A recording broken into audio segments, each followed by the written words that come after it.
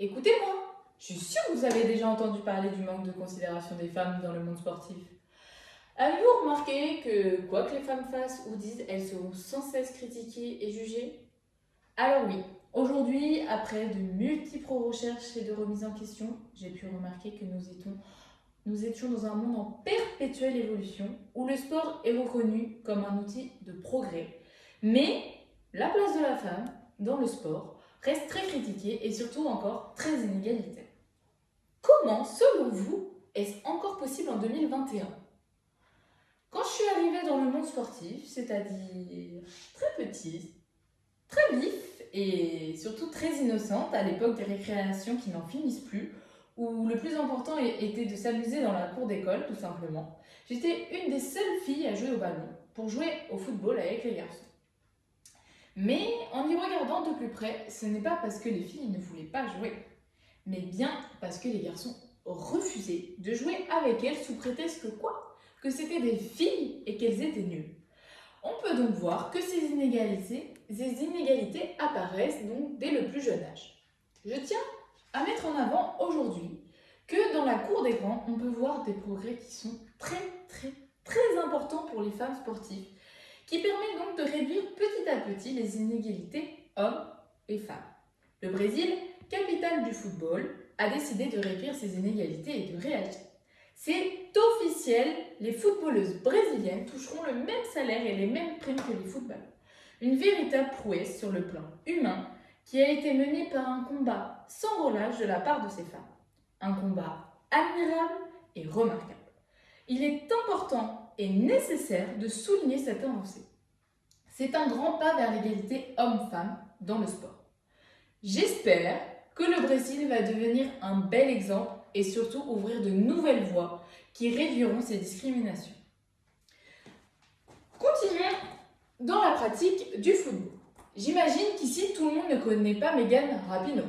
Et pourtant, elle s'est battue et surtout a fait ses preuves pour être élue meilleure joueuse de football du monde en 2019.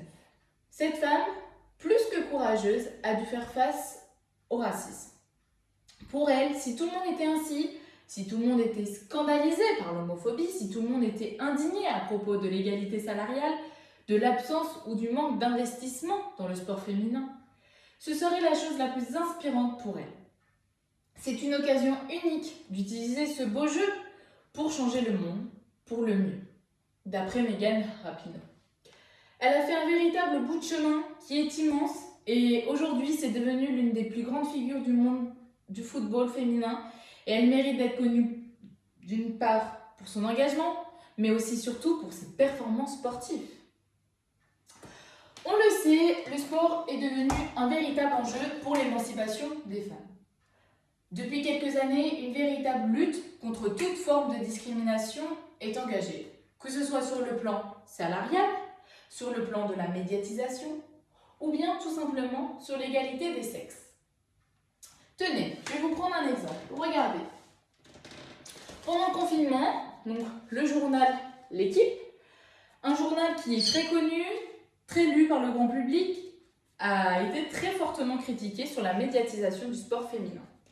Un exemple chiffré, très flagrant, très parlant et surtout très récent, met en avant cette inégalité médiatique. Au début de la crise sanitaire, le monde du sport, en général, a été contraint à un arrêt forcé, comme tout le monde le sait. Entre le 14 mars et le 18 mai, l'équipe aura consacré 43 articles aux conséquences de la Covid-19 sur le sport au féminin. C'est seulement 2,1% de l'ensemble de ces articles. Vous vous rendez bien compte? Seulement 2 petits pourcents. Ce chiffre est très significatif et montre une réelle absence considérable d'informations et un manque de reconnaissance de la part des médias. Que ce soit le foot, le rugby, le tennis, le basket ou bien encore la natation, le sport féminin est une nouvelle fois ignoré. Alors, ce que je vous propose, c'est qu'ensemble, on continue de nous battre contre ces inégalités et ces discriminations. Merci.